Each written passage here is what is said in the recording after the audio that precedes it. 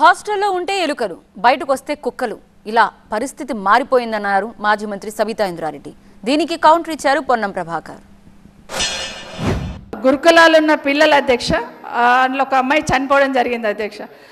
భువనగిరి సాంఘిక సంక్షేమ పాఠశాల అధ్యక్ష.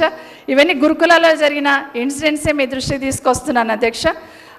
రామాయంపేట సాంఘిక సంక్షేమ బాలికల గురుకుల పాఠశాలలో ఎలుకలు కొరికితే గాయపడ్డారంట అధ్యక్ష. దయచేసి జాగ్రత్త తీసుకోండి.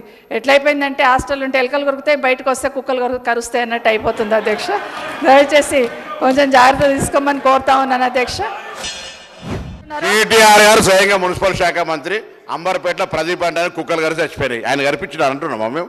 అదే కుక్కలు అరిగట్టడానికి మొన్ననే ముఖ్యమంత్రి గారు మున్సిపల్ శాఖకు వాళ్ళందరూ ఆదేశించారు. నేను మీరు ఇప్పుడు ఎంజిఎం హాస్పిటల్లో మీరు మొత్తం ఎలుకలు గారు చచ్చిపోయారు.